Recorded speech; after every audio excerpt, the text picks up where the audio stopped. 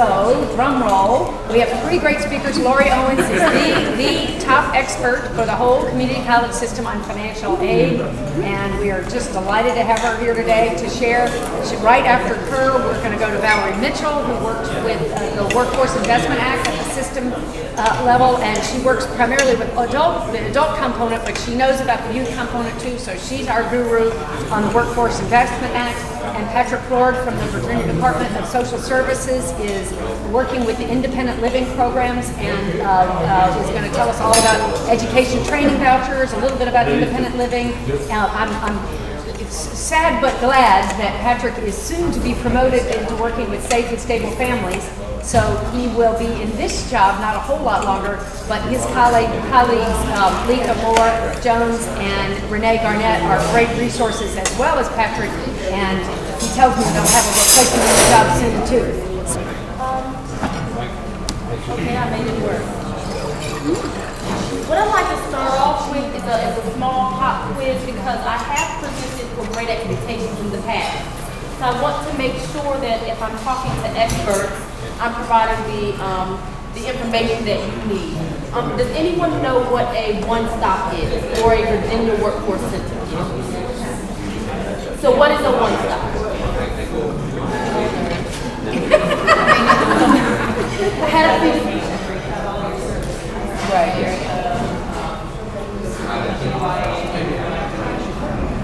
VEC, DRS.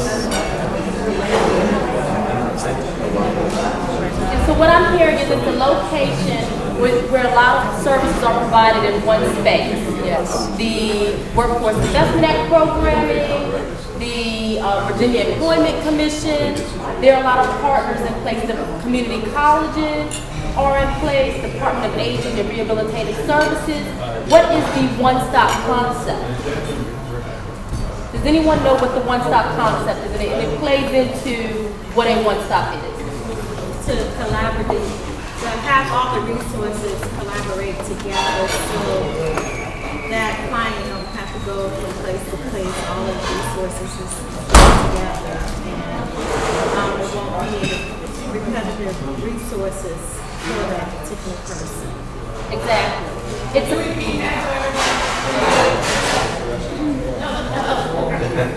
a place where the customer doesn't have to have repetitive processes, where everything's happening in one place.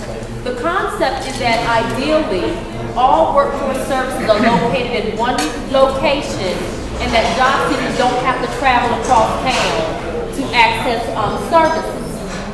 For our job seekers and our customers tend to be low income, they have barriers, they're looking for employment. So if they have to travel 5 different locations to meet their needs in regards to workforce and even resolving some of their barriers, that's an undue hardship to them. They don't always have transportation fare, they don't have bus fare, they don't know about all of the services. So ideally, what you have in a one-stop is that you should be able to come to one location if you're a job seeker and access the services that you need. Now, realistically, it's impossible to get all of the partners and agencies that a job seeker may need in one building. But we try hard to make that work. And so what we have across the state are what we call Virginia Workforce Centers, or one-stop centers, where we have partners together in most cases. We have partners in one building, and that's where job seekers can access services. In Virginia, we serve employers or businesses, we serve job seekers, and we serve youth as well. I work with the adult and dislocated worker programs, but I will touch on some of the services offered to youth later in the presentation, because I understand that you all's customers will overlap with our adult programs and our youth programs. So that's the one-stop concept. Partnership is the driving force behind the one-stop. I understand I've been a workforce professional for over 10 years now. My entire professional career, I've worked in workforce development. And it would be easy for me to say that finding a job is the most important thing for a job seeker to do who's unemployed or underemployed. But I understand if you're having issues with housing, if you're having issues with feeding your children, some of those Maslow's hierarchy of needs, you can't focus on job search. So it's a benefit for me to connect you to the resources that can assist you with those pieces. I work in the community college system, but I'm not an educator. And I'm a part of the educational system, but that's not what I do. So being able to connect to the colleges, if someone's interested in training, can only benefit my job seekers. So that is the one-stop concept. Now, the Workforce Investment Act is a federal funded program. We have general eligibility for everyone. For our adult programs, adults and dislocated workers, you have to be a U.S. citizen or have a right to work in the United States to be eligible for the program. You also have to meet an age requirement, which means as an adult, you're 18 or up. There's no cap on the age, but if you're adult or dislocated worker, you have to be at age 18 and up. And if you're a male born after January 1, 1960, you have to have registered for the selective services prior to turning age 26. So if, for you all job seekers, if they have not registered for the selective service, but they haven't reached the 26th birthday, you can work with them on registering for the selective service. That's general eligibility.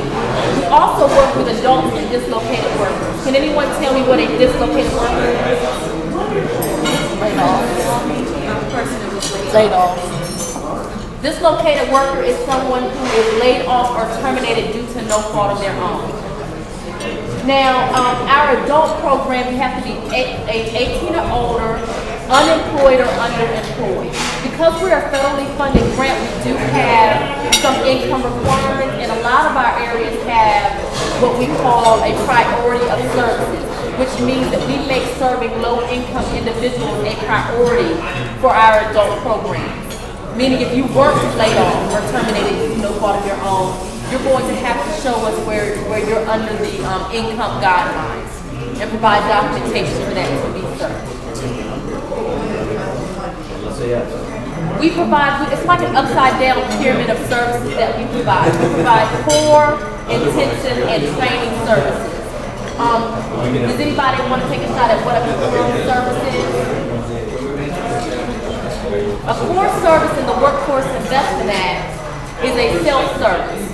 In all of our one-stops, we have resource rooms where anyone can come in regardless of eligibility. That means regardless of selected service, regardless of income, anyone can come in and use the resource room free of charge, no eligibility documents needed. You can come in and access information on partnerships, access job leads, utilize the computer. Some people don't have internet and computer at home.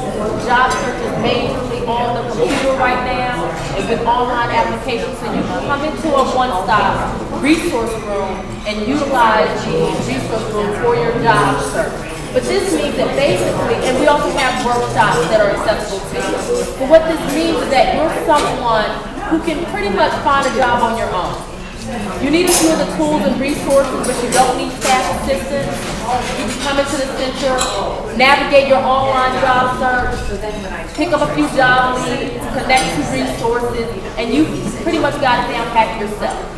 You don't need staff to assist you with getting to employment. And so that's our core level of service. In intensive services, when we move to that down in the pyramid, we're looking at people who need individualized services, and we're looking at individuals who need staff assistance to get to employment. This is and what we like to say also is sometimes these are the paid services. Once we really start spending money on a lot of staff time and dollars, then that's when you're going to go into your intensive services. We're assisting with providing assessments, career assessments, to help you figure out what type of career path do you want to go in. We're developing individualized employment plans because our customers and job seekers, they know they want to go to work. They may even know what career they want to go into, but they may not know exactly how to get there. So we're helping them build an individualized employment plan to help path and chart that path to how they're going to reach their goals.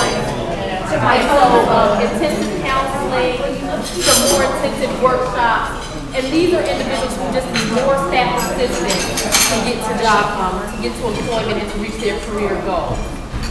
And ultimately, another piece of information is that although we know our customers need jobs, we really want to help them obtain a career. So sometimes we work in dual roles. You have a family at home, you have bills to pay, you need a job. You may be willing to accept any job, but at the same time we realize that a minimum wage job, although it's going to pay your bills today, in the long run, it's not going to benefit your family. So we're working on what is your career plan? Do you need to get into training? What do you want to 3 years from now, what career do you want to be in? And will that career be sustainable for you? When we're looking at the other people, we're looking at planning and individualized employment plans. Is your goal realistic? Is it going to take care of you and your family's needs in the long run? So we're trying to help those job seekers make good career decisions, but ultimately they're making the decision for themselves. We're providing the resources for them. And then we have training. Training is for individuals who need training to be to employment. We've done the core services, self-service, we've worked with them as staff assistants, and now we're realizing we really need training to reach your goals. In a lot of cases, the Workforce Investment Act can pay for training through individualized training accounts. Now, we'll say, following up financial aid, our policy is that if you qualify for Pell, that dollar would be put down before WIA dollars. But we can provide training. We also, along with the IPA and the occupational skills training, we do on-the-job training. On-the-job training is where we partner with business. The business pays half of the wage, WIA pays half of the wage, and the person is on the job training and working at the same time. And what we're looking for is in 6 months, 3 to 6 months, that employer will hire the job seeker full time. So we do job readiness training, adult literacy, and we can pay for some of these things. And again, we're looking at what are the needs of the job seeker in doing that. Along with training, we also can provide supportive services. And so with supportive services, that may be things like books and transportation. We don't do a lot of payments for things like housing, but some of the workforce areas do have the ability to do need-based payment. If it's something like housing or rent that they need and it's going to keep them employed or keep them in training because they don't have to quit school or quit the job, deal with the car breaking down or the rent not being paid, being evicted, then in some cases we can do that. That's on a case-by-case basis. Those are the services of the adult and dislocated worker program. The services for both those programs are the same. The difference will be the eligibility. We also have a youth program. I do not work directly with the youth programs now. I have worked with them in the past. At a state level, Raymond Cousins is our state coordinator for the youth program. And so for the youth programs, we're looking at serving youth who are ages 14 to 21 years of age, and that they are low income. We can serve 5% of the youth in a program that are not low income. But the majority of them have to be low income. And the difference with our youth program from our adult dislocated worker is you have to have a barrier to get into the program. And so we're looking at basic skills proficiency, which means they test at or below an 8th grade reading or math level. We're looking at school dropouts, homeless, runaway, or foster child. Your customers will qualify in regards to the barrier. Pregnant or parenting, and that's male or female, ex-offender, and then an individual who needs additional assistance to complete educational programs or secure employment. And when we say needs additional assistance, we're getting a referral from another agency or a counselor who's stating they need additional assistance. It's not something that the customer or youth is saying they need, but another professional is stating they need that. The youth program also has 2 target populations they look at. They serve in-school youth, so that's youth who are still in secondary school, alternative school, but have not obtained a high school diploma or GED. And out of school youth who are not attending any type of school have not obtained the high school diploma or GED and are underemployed or unemployed. So that's how they're categorized, as in school and out of school. The youth program also has youth elements. And so with the youth elements, this is almost like the services. Every youth must have access to one of these elements of the program. And so, like I said, you all customers kind of overlap because like the adult program starts at age 18 and up, but the youth program goes from 14 to 21. So when you're looking at which one of these programs you may want to make a referral to, you're really looking and doing an assessment and saying, what are the needs of this individual? Because the youth program is going to do more wraparound services for the individual. Improving educational achievement through tutoring, alternative secondary school offerings are some of the elements, summer employment and work experience, paid and unpaid work experience are components of the 10 elements, occupational skills training, supportive services, follow-up services. We provide follow-up in both programs, but follow-up is mandatory in the youth program, which means that 12 months after the youth exits the program, staff must follow up with that individual for 12 months to make sure they're still on path, they're still employed or reaching their goals. Comprehensive guidance and counseling and leadership opportunities and mentoring is also a huge component of this program. So if you're looking at an 18 or 19-year-old who's very mature, you may have someone who's been pretty much on their own, they're taking care of themselves for years, they may be helping provide support for younger siblings, they're very mature, they may need the adult program. If you have someone who needs some of those components like comprehensive guidance and counseling, mentoring, leadership, that's more of a referral to the youth program. If you're unsure, make the referral to those and let the staff figure it out. Even with the eligibility we discussed earlier, send it to the staff and let them. We don't expect that any partner would try to do eligibility and income and figure out all those pieces. Send the referrals on and let them air out and figure out what the best fit is for that customer. We have 15 local workforce investment areas across the state. Like I said, we're federally funded. The money comes to the Virginia Community College System, and we disperse it out to 15 workforce investment boards.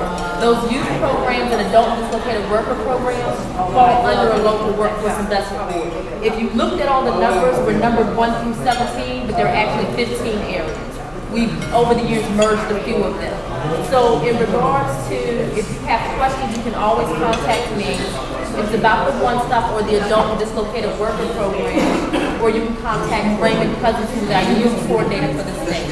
What I'll also do is, after this presentation, I'll email and the contact list for all of the workforce centers and youth providers in the state, so that you will know directly who you can make referrals to. If you have issues or problems, you can contact the Workforce Investment Board, or you can contact one of us, and we will help you to resolve those issues. Valerie, they can only have that service though one time. So if they say they want to be a nurse, and then someone's trying to push them to do the CNA first, because like I know Laverne's my career coach, but what we tell everyone is that hold off and do the long range and not do the short one, because I think a lot of people don't realize that you only get this service one time.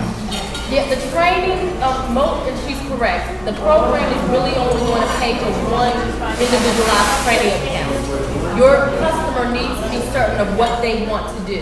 And in looking at something like the CNA is great, but CNA in the long run, if you end up with a family, you have kids, you have bills, it's not sustainable. They're still in poverty or almost right there. So you really want to talk to your customers about, we understand this is a 6-week program, 6 to 8 weeks. It's fairly inexpensive, but you really may want to look at LPN or RN. And right now the CNA program is not a building block to the LPN. So it's not like I'm going to do the CNA program and I have credit towards a nursing program. The Workforce Investment Act One Stop is only going to pay for one program. So they do the CNA. The idea is that we did train you should be working now. So they need to make a good decision about what training they want to go into. And really shadow, with the youth program they do a little bit more, but have them really research what they want to go into. Do you want to be a CNA? Are you okay with sick people? With those things that come along with cleaning people? Seeing people who aren't doing well? Lifting folks up? If that's what you want to do day to day, there's some wonderful people who do it. I'm happy for all the nurses and the CNAs because they take care of our family members and us every day. Wonderful people, but it's not a fit for me. You need to help your customers figure out is it a fit for them. And the one-stop can help them figure that out as well. The assessments that we do will walk through their career assessments that will say, what are your interests? What are your aptitudes? What do you really want? What do you want to do here? One of the assessments you would say, well, do you like talking to people? Do you like working with your hands? Those are things that, do you mind working in the elements? Do you want to work outside in the cold in the winter and in the summer? So those are things that they need to figure out before they make a training decision.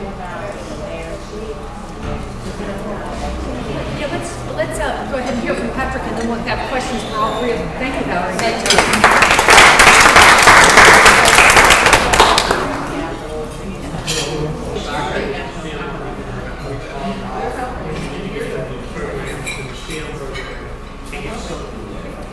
Valerie, how about you? If you have a student come to you who's gone to college some at a four-year school, but has not, for whatever reason, have that match up with their needs and they're not yet successfully onto a career, and they show up at your one-stop, what are you going to do? What might you be able to offer them in the way of support? We can complete the training for them. We try to keep the training programs that we assist with under 2 years. But what we do is if you have someone who comes and they have 2 years into a 4-year degree, then the one-stop could assist with the other 2 years of the program. And we're not looking at if they've exhausted Pell or any of those pieces. Valerie, let me ask you this. So does the student, and what can you help them with? Do you help them pay the cost of the training program, or can you help with living expenses, room, housing, and or food as well?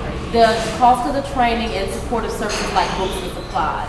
We can't do the cost of food and housing, but in some cases, there are like one-time needs-based payments. So you don't ever pay like a monthly stipend to anybody on an ongoing basis, but you might have a one-time help with an initial rent payment or stop somebody from getting evicted payment. Not for training. Now we do have the work experiences. If you're an adult or a youth, you could access work experiences for people who don't have a lot of experience.